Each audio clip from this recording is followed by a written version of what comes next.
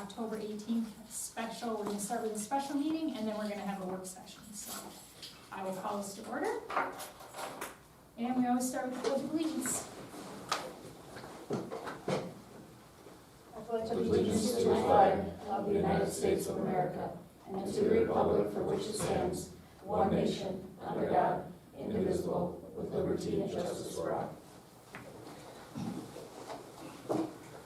All right, so on our agenda tonight, we have item 4.1. Under that item, because it's all part of the same activity, we can add that we are going to hire Darren Kern as part of that item 4.1. So I will make the motion to pen the agenda to do that.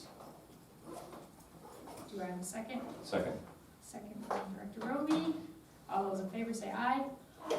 Aye, same sign opposed. Motion carries 6-0. Brian's on his way. All right, new business. Sorry. Item 4.1, the resignation. We've had a request to come out of the contract by Principal McDonald.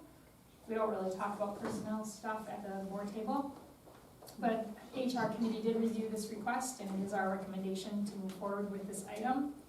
I think it's fair to say that for HR committee, our number one goal is the impact on the students. So we evaluate each one of these requests with that goal of how is this going to impact students, and can we continue to operate and provide quality experience for our students. So given the circumstances of this, HR committee is in favor of this motion. I don't know if the other HR committee have more to add. All right. And we're confident that the other individual will be released in this. Yep, we got verification of that this morning. Can I ask, what's the difference between this one and then about a year ago with Dave's situation? Yeah, so again, we have always be careful about data privacy in our employees, but again, it comes back to that impact on the students. Dave had some very special responsibilities with our students that if he were to leave, we were gonna have to not offer some things that we had pledged to students to offer, and we couldn't find anyone to fill that spot. And so we felt that the negative impact back on the students was too great. In this case, we have a qualified candidate that can come in and take the position with minimal impact on the students. So I think that's really where we came down with the difference. And most staff should know and understand that if we can't find, I mean, because obviously the timing of the year, this time with what's going on, if we can't find a replacement, we're not gonna let them out of the contract. It just worked out that I was able to find somebody that's very experienced and, for lack of a better description, he right now is currently serving as a superintendent / elementary principal. And after being exposed to being a superintendent, no longer wants that part of the job and would rather go back to being an elementary principal. He's coming with 14 years of experience as a principal, elementary principal, with emphasis with the STEM, gifted and talented. Also has experience as a special ed director's coordinator. So it brings a lot of expertise to the district that we really need to really evaluate our systems and our programs so we can provide better and more programming for our students. So, then, we seem to bond, or not bond, but seem to interact well with the other admin team. I did not have staff outside the admin team on the interview simply because we were struggling to find subs and have 4 hours with the subs. I just couldn't justify pulling teachers and pairs out of the classroom when they're providing services for our kids to have people on there. So there's only 3 of us on the interview committee. The circumstances a little bit different time of year. Maybe we would have been able to do that, but it just didn't work out that way with such short notice. Well, and this is only a temporary position. It's an Interim position, so should at the end of the school year it not be working, we can always Reopen. reopen the position. Was he the only candidate interviewed? No, we interviewed 4 individuals, and then we had an application pool of, I think it was 12 or 13. Quite a few. Yeah. So, and a lot of them had some good experience. I was surprised by the pool that we had, so.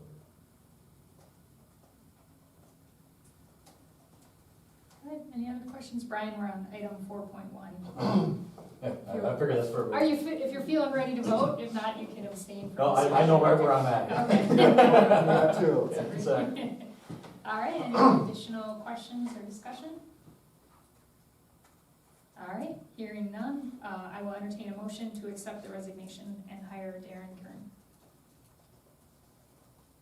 So moved. Motion from Director Hathaway, I'll second it. All those in favor say aye. Aye. Same sign of opposed. Motion carries 7-0.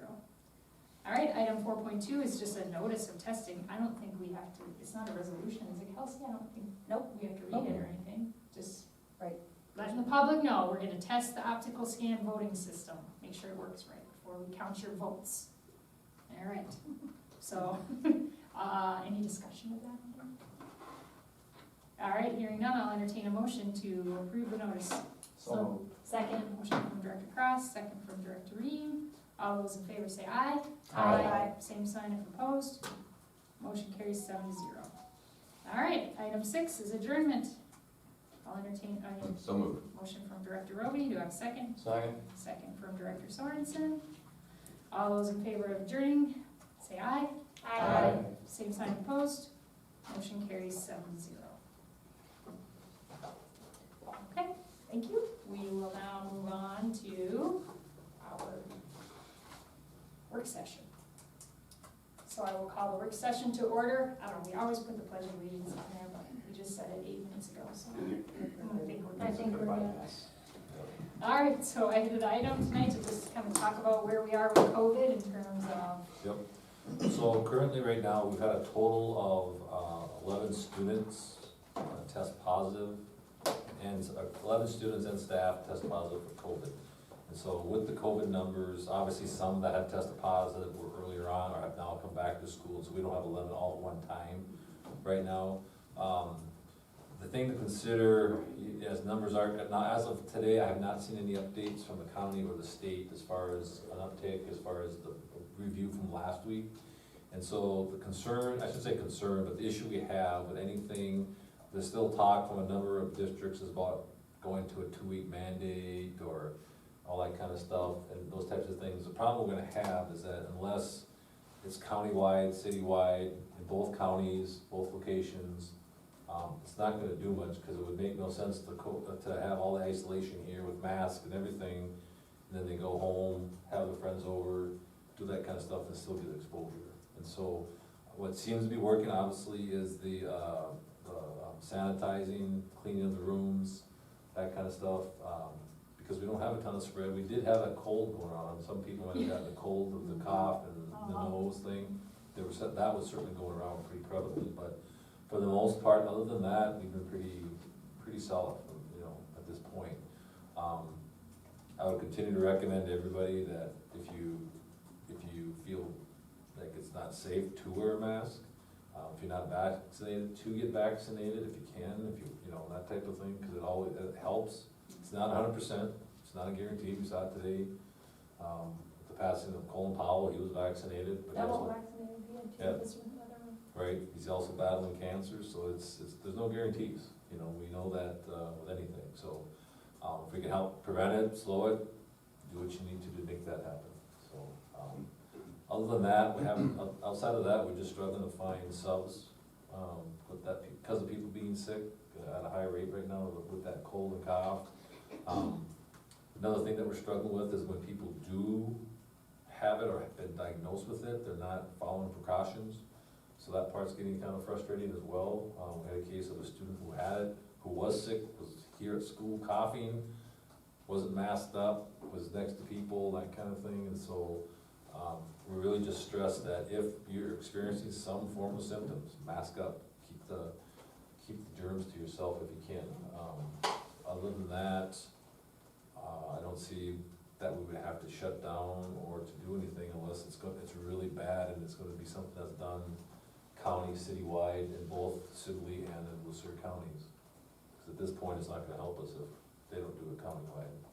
So any idea how our numbers, in terms of, let's say percentage compared to some of the other districts around us? Based on what, like say Civil East, for instance, they had a higher rate within their student population, and they were considering actually not having school this week, being it was MEA. They thought they could get a 9-day break if they didn't have school this week, but nobody else was doing that, so they decided not to. Eagle River closed down for a couple days, but I think theirs was staff. Right, staff related, yeah. You know, and so at this point, not a lot of people, when their kids are sick, are taking them in to get tested.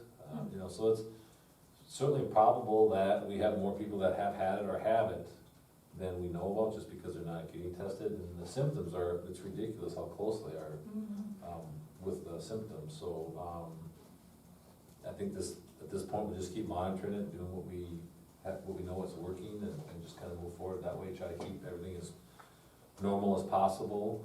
There's certainly, because of the kids having a different year and a half of a change, I guess that's how I would describe it. There's still a lot of training going on with students to get back into the routine, understand the whole process. So there are some high levels of struggle going on with that right now for students, which, you know, a year and a half off when you're that young is pretty impactful, you know, and so they went from something that they've never seen before and trying to get back to normal. They're struggling to get back to what normal looks like. And so with that being said, I think we're finally starting to get in a routine, get the consistency down for them.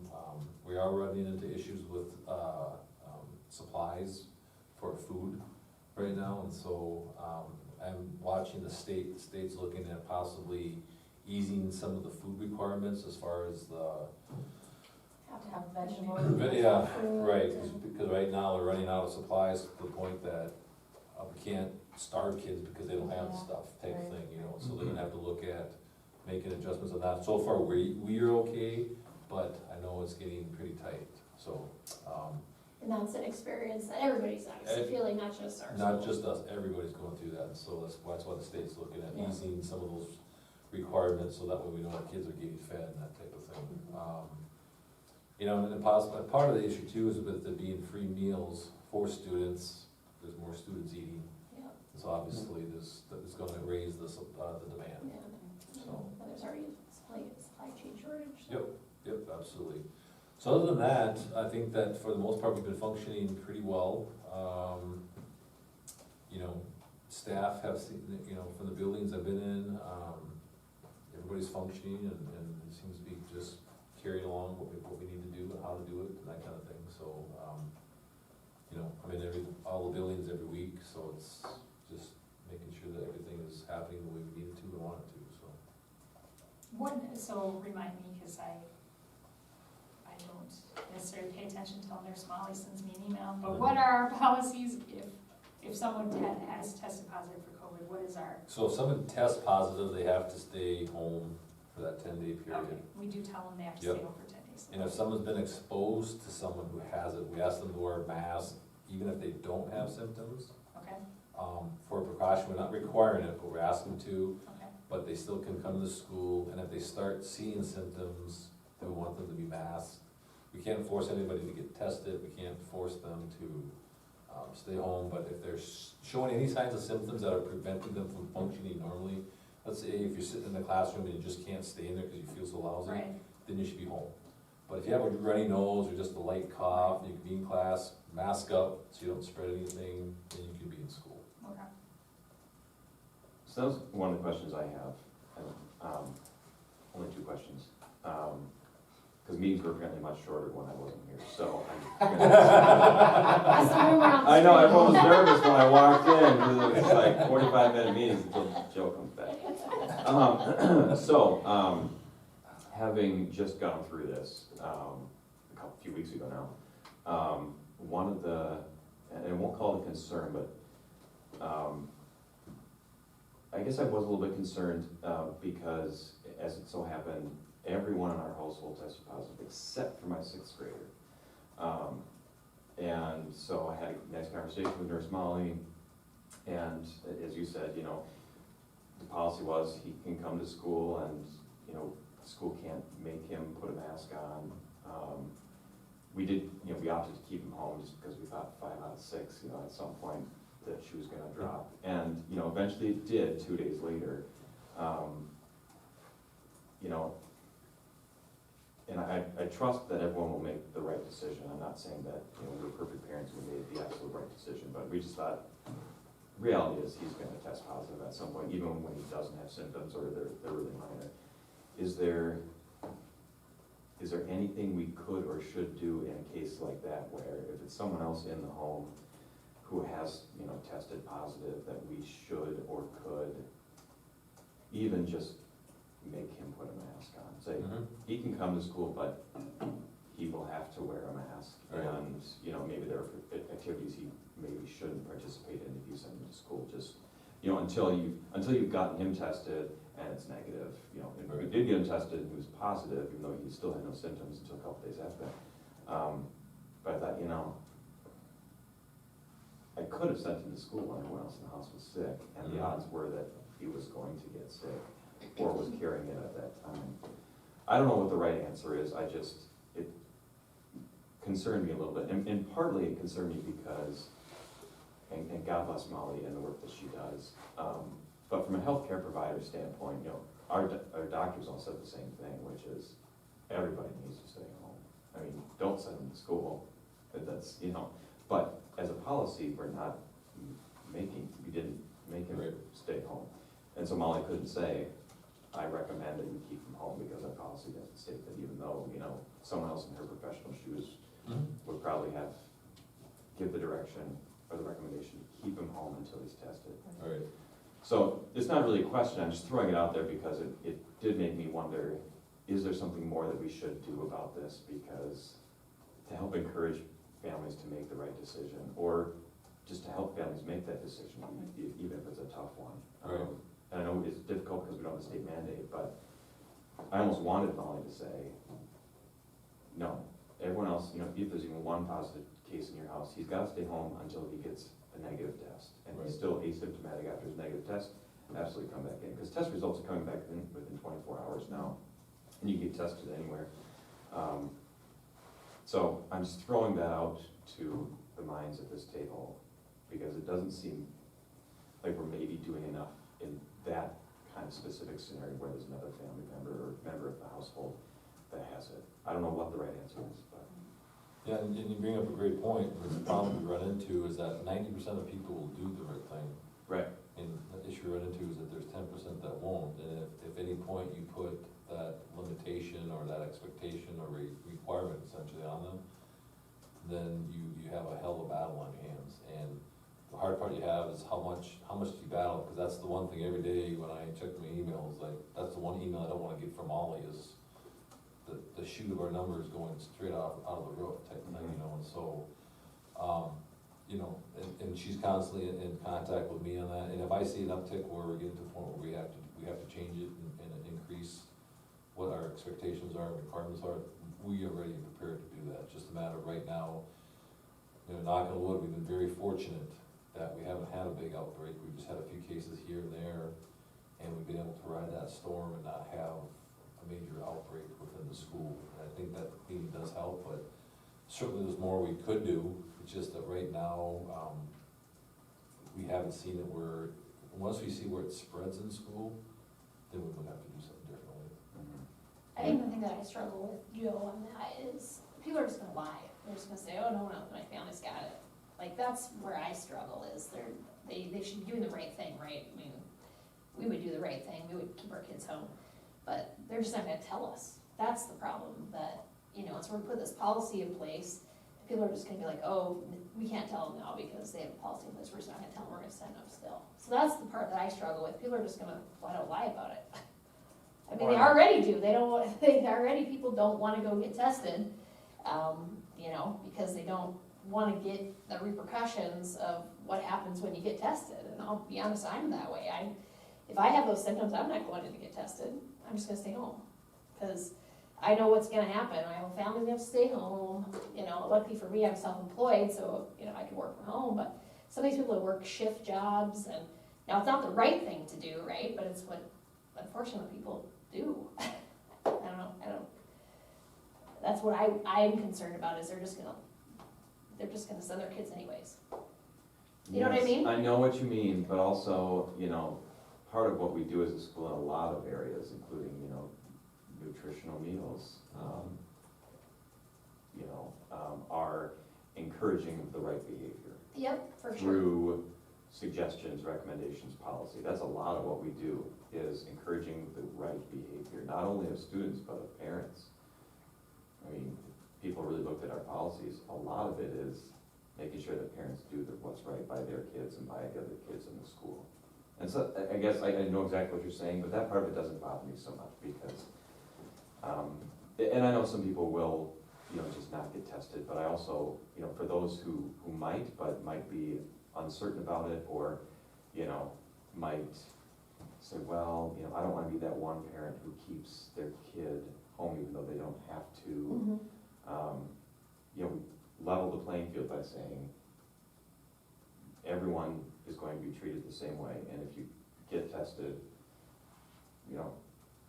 we want to know, and we encourage people to the extent that we can, to do the right thing through that policy.